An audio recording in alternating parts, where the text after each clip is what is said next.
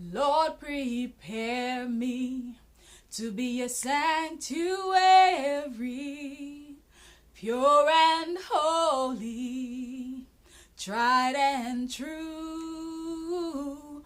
With thanksgiving, I'll be a living, a sanctuary for you. Hey everybody, this is Stacy in Japan. Welcome to my channel.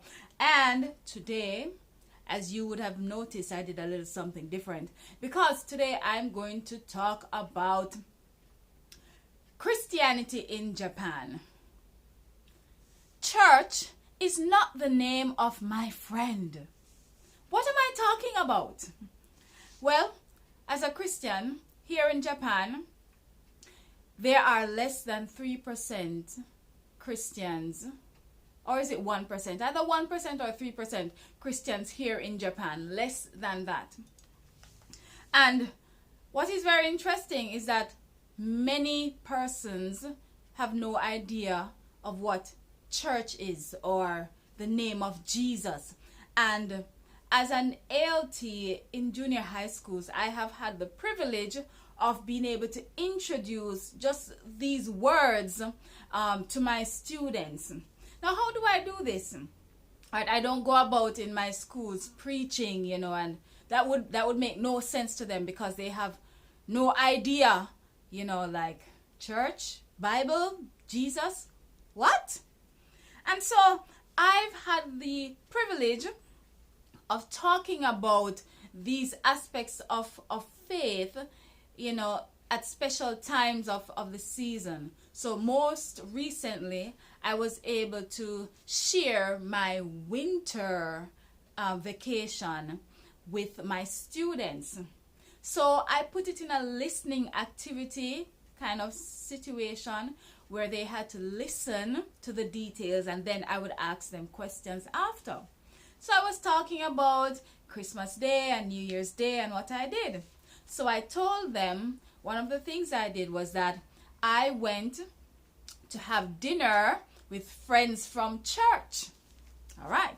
So now, when the Japanese teacher of English was asking them, she was confirming because I asked them the questions, like, who did I have dinner with, And when she was confirming the questions and their understanding, a lot of them thought that my friend's name was Church. So hence the title, Church is not the name of my friend. And so they have been able to learn, what church is, and we confirm church is kyokai in Japanese, and it's about Christianity, Cristo, or es Cristo. Why does that sound Spanish?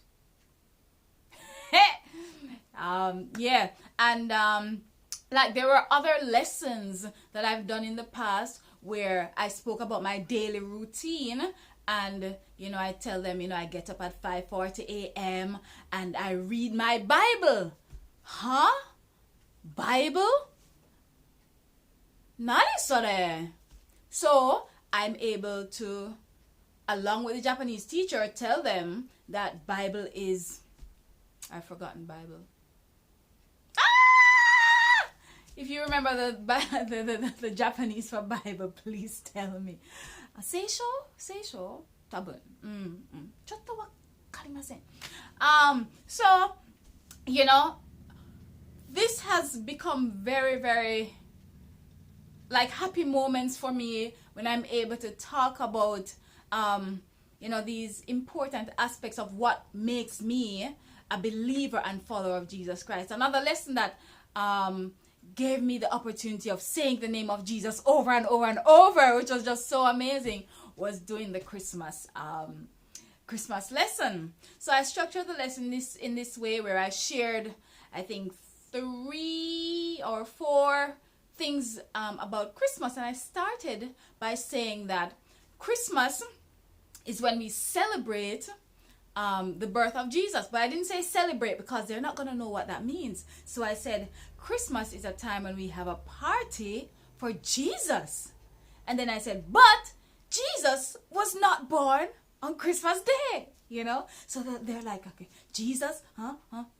You know, and so it's the seed that's being planted, you know. I'm not going and I'm not talking about heaven and hell and, you know, your sins and this and that, because none of that means anything to them. They don't even know, you know, Jesus and church and Bible, you know. And so it is important as believers here in Japan to, you know, let your light shine. How are you making your light shine, you know, in these little ways? You know, what they do know, they are familiar with Catholics, you know, and they are familiar with the symbol that Catholics made, the symbol of the cross. They're familiar with that. So like when we are having lunch, I have lunch with the kids, and, you know, they are, "Te awasete kudasai," you know, put your hands together, and awasemashita, itadakimasu. They are saying thanks for the person who may have prepared the food or whatever. While I may say itadakimasu, I say it after I say a prayer to God, giving thanks. When I open my eyes, usually, all of them will look at me like, what is she doing? Why is she taking so long, you know? And it gives me the opportunity to say, I'm praying to God, you know? I'm praying to God. And so these little things have really been quite inspiring for me, and so on. And it gets the kids talking with each other, you know, about Christianity. I mean, in little ways, because they still don't know a lot about it. But it is so important for us to take these opportunities to share our faith, share our beliefs, share what makes us who we are, what we hold to, you know, because this is what they are seeing in us daily. And of course, our lives should be matching up to that. So thank you for watching this video.